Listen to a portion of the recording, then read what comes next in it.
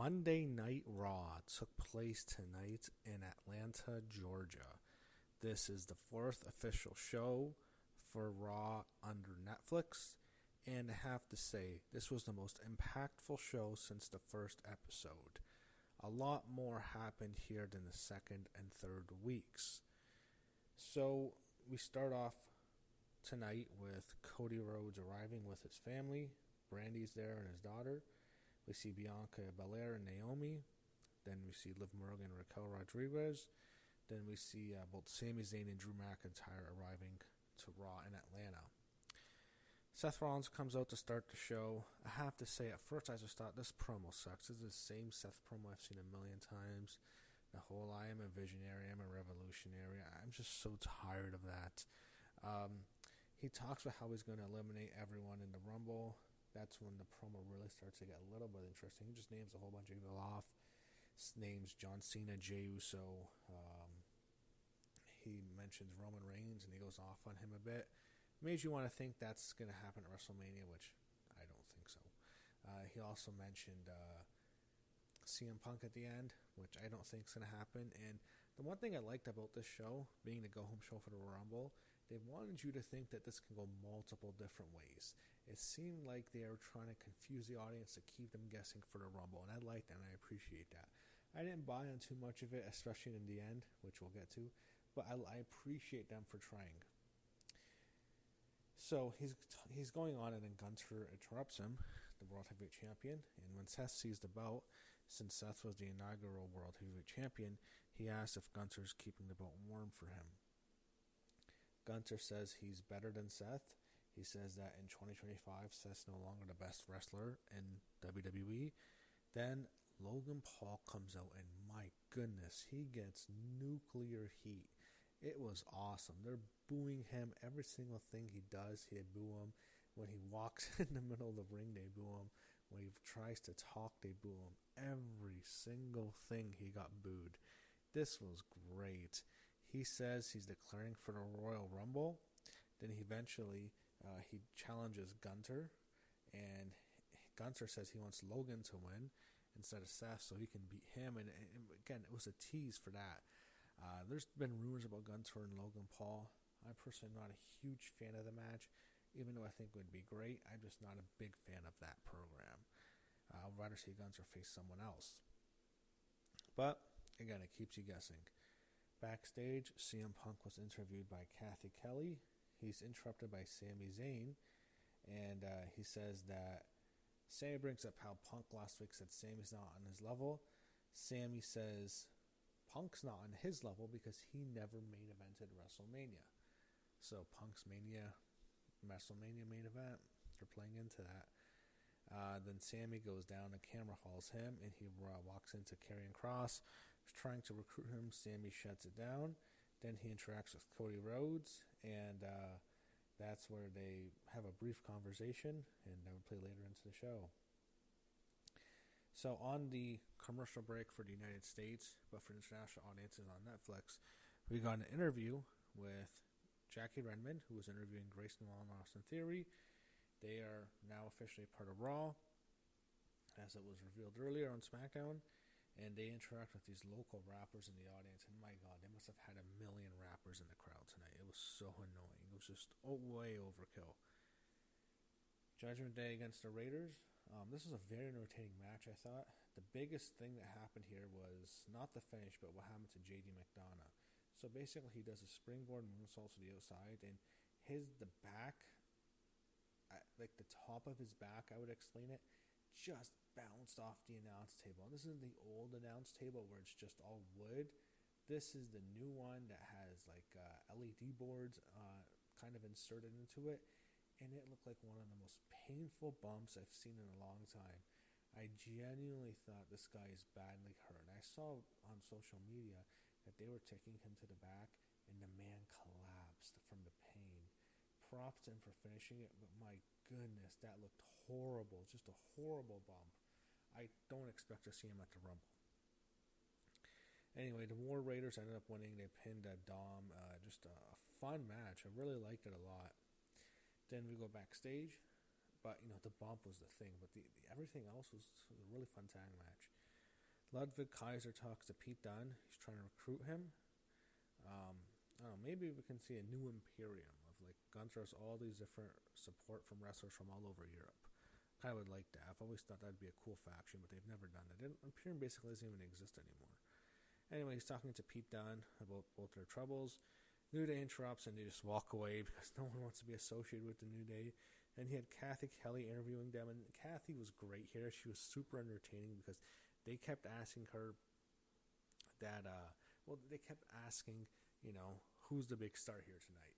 And, first she mentions, because it's in Atlanta, the first person she said, she mentioned Cody Rhodes last, but she also mentioned Austin Theory because he's from Atlanta, and it just keeps angering Xavier Woods because he's from Atlanta and she's not mentioning him. And then eventually he goes off and he says his family's there tonight. He gets angry at Kathy, and the whole thing was built to Xavier's family being on Raw. Rey Mysterio and Xavier Woods, so Xavier's family's not there. That's the whole story of the match. It's revealed that Zelina Vega has now been transferred to SmackDown, so she is done in the LWO. That's interesting.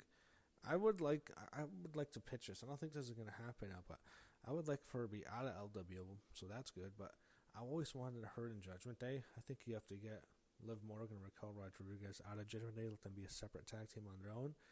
That's kind of happening already. And let Zelina in. Now, why do I want Zelina in Judgment Day? Well, who's the new leader of Judgment Day once they get rid of Finn, once they turn on Finn finally? Aleister Black. And who's married to Aleister Black? That'd be Zelina Vega. There you go. I think that'd be a cool faction. But I hope they have something for her on SmackDown because she's done with the LWO. But that tells me they're going to do something with her. Then again, look at the Wyatt Six. They got transferred to SmackDown and we haven't seen them since. So I don't know. Anyway, you see Xavier Woods' family there. They're wearing New Day suck shirts, which is absolutely hilarious. The match was alright. Ray wins and he celebrates with Xavier's family at ringside. And they're high-fiving Ray, and Xavier Woods is obviously furious. We go backstage. We see Seth Rollins apologizing for Sami Zayn apologizing to Seth Rollins for accidentally hitting him with the haluva kick last week on Raw. Basically, Seth is reluctant. He doesn't necessarily believe Sami. He's looking at him cross-eyed, if you will. But eventually he says, if this happens again, I might have to think differently. So he essentially says he understands what happened and he doesn't think it was intentional. So we go to a Jackie Redmond interview. This was a recorded tape interview with CM Punk, and they're not talking in depth. It was really quick, where they briefly mention Paul Heyman and the promise he made CM Punk if he joined the War Games match on the side of the Bloodline. Makes you think we could get Punk and Reigns, but I don't want to make too many predictions. I kind of just want to wait to see how it all plays out. But they're trying to really confuse us. And you have Jey Uso, who makes his big entrance, and all I'm thinking is, I'm over this. All the criticism I've heard online about Jey Uso's right now, the guy is an entrance. He's not a great wrestler. He isn't a bad singles wrestler. He's a great tag team wrestler, but, I mean, we saw the match at Gunther. The crowd goes crazy for his entrance, and then they're bored, and then they tune out. They like the Yeet. They like his entrance. He's fun. It's a fun thing to do at a crowd. It's like going to a concert and putting your hands up in the air, and it's basically like Booker T's Raise the Roof in WCW. That's what it kind of reminds me of. The Heat. And it's one of those things where that's all it is. So he had a rapper with him, and they kept doing it for over and over. Must have went through like 3 segments. Jay's just totally gassed. He gets on the announce table, cuts a promo. He says he can beat Gunther, so they make you want to think that we're going to get that match again. I don't mind if we see it again, just not anytime soon, please. Because it was an okay match. It's just, I don't need to see any. I don't want to see it at WrestleMania. That would mean Jay's winning the Rumble, which I don't want to see. By the way, I'd expect Jay to come out number 1 because he has to do his big U entrance in the stadium in Indianapolis. Can't do that when you're entering number like 5 or something. So yeah, number 1 makes sense for Jey Uso, or number 2, same effect. He says he's going to win the Rumble, main event WrestleMania. The rapper he's there with, both of them do the yeet, and the crowd does the yeet once again. So we go to break, and international audiences like myself can see Pat McAfee. He's praising Atlanta for the yeet. Then he goes and interviews Xavier Woods' family. They all talk about why Xavier sucks, which was funny. He talks to the sister and the mom. And there was also some rapper there with them who's not part of the family. And he says we're looking forward to seeing Rhea Ripley. Liv Morgan and Raquel Rodriguez come out. Then once we get back from the break, Jackie Redmond's interviewing Lyra Valkyria. She announces she's in the Royal Rumble this year. That's no surprise. Ivy Nile comes out. She interrupts her, and then they go back and forth about their title. And they're setting up a program, I guess, for Lyra before Becky comes, because I think that's her match at WrestleMania. Lyra-Becky makes perfect sense. I don't know if they're going to do all 3 of these matches, but I wouldn't mind if we see this thing with the 3 of the 4 horsewomen, where Charlotte puts over Tiffany, Becky puts over Lyra, and Bayley puts over Roxanne Perez. Maybe that can be on the NXT show in Las Vegas. I think that would be great if we get to see all 3 of those. I think that makes sense. But going back, after the interaction with the woman, Gable walks in on the Alpha Babes, and they basically reignite their feud. Ivy now calls, what's her name? Maxine Dupree, Twinkle Toes, whatever. Liv and Raquel are out, then Naomi and Bianca come out, and the whole story is Liv pinned Bianca on SmackDown, which I'm not a fan of. I don't think Bianca should be getting pinned. I don't care if they pin Naomi, who cares? But I don't think Bianca should be losing often, because I think she's basically the number 2 one in the company right now, only behind Rhea Ripley. I think Bianca's great. Tiffany, I think, is up there as well. I don't want to see her lose much. I don't like to see her lose. Beat Naomi, I don't care. Anyway, Liv and Raquel win. Basically, Dom interferes, then Bianca goes after Dom. She hits a dive to the outside onto Dom, and then Naomi gets a suplex on the apron from Raquel. Then Liv pins Naomi, and that sets up a tag match. That also tells me for sure Bianca and Naomi are winning tomorrow night in Stage Theater in Atlanta against Jakara Jackson and Lash Legend. It makes perfect sense for them to beat her because they're already scheduled for NXT, so I guess they can do Raw as well. They're staying in Atlanta for an extra night, and they're going to win on NXT tomorrow night. Because they're not going to lose 3 times in like 5 days. Because they lost on SmackDown in that Fatal 4-Way tag match, and they lost tonight on Raw. That would be a 3rd loss, and that's not good, especially if going into the Rumble. So backstage, Kathy Kelly, she's interviewing Rhea Ripley, who gets a huge ovation. Then Rhea is interrupted by last year's Royal Rumble winner, Bayley. And Bayley says she'll win again. Yeah, right. Not going to happen, Bayley. You had your time last year. You're done as a top major single star in this division. Sorry, Bayley, I said it. All these women coming up, no. Bayley isn't going to be champ much longer. I mean, I suppose she can have like a novelty title reign where she holds it on for a couple months, but in terms of being like one of the top 4, 5 women, I don't think so. Rhea, Bianca, Tiffany, all way ahead of her. You have all these women coming up from NXT, most notably Roxanne Perez. I think the 4 horsewoman area is coming to an end. Anyway, he had Io Sky there. She confronts Bayley. She says, "See you Saturday." So alluding to Damage Control. So then you had this guy named Kaya Sennett comes out. Some guy, some streamer. I assume he was like a hip-hop artist, but I guess not. He's a streamer, who's going to be at the Royal Rumble, and he calls out I Show Speed. I'm just thinking, I am so fucking sick of these celebrities. I don't want them to go to a major city. No more Los Angeles, no more Atlanta. I'm just sick of this, man.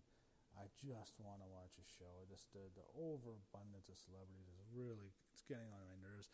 And it's going to be even worse now because we're in Royal Rumble season. It's Rumble and Indy. Everyone's going to be there. They're going to show a whole bunch of celebrities. And then once we get to the road to WrestleMania, yeah. And especially at WrestleMania in Las Vegas. Every celebrity known to freaking man's going to be there. So I'm tired of it. But the whole thing is him, like, basically threatening I Show Speed, and I just wouldn't care. We had Pat McAfee making fun of Michael Cole. He does a whole football play-by-play, and he's making fun of Michael Cole because they reference WrestleMania 27, which took place in the now defunct Georgia Dome in Atlanta. And I'm thinking to myself, why hasn't WWE run a big stadium show in Atlanta? And I guess it's just due to bidding. Maybe the city of Atlanta isn't willing to bid as much for WrestleMania as other cities are, like Vegas, or even Minnesota tried to get it last year. But, you know, it's one of those things. They have a really good stadium.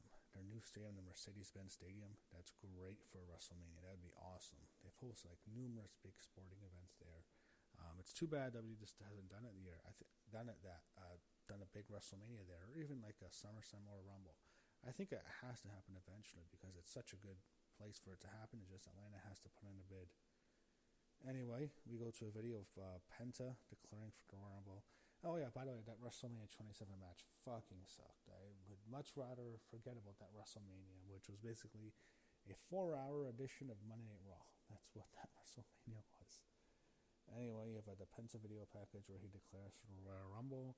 They preview the Rumble, the announcers about all the matches, the 2 men's and women's Rumbles, and the 2 out of 3 falls match, and the ladder match. Then Paul Heyman comes out, and this is January 27th, and he talked to Roman Reigns on the January 6th edition of Raw, in which they teased a big announcement for the 27th. And I'm thinking to myself, Roman might come out tonight. He's not advertised, but they referenced that. Nope, no Roman Reigns. But he did have Paul Heyman. And the big thing is, Roman Reigns is officially on the cover of WWE 2K25.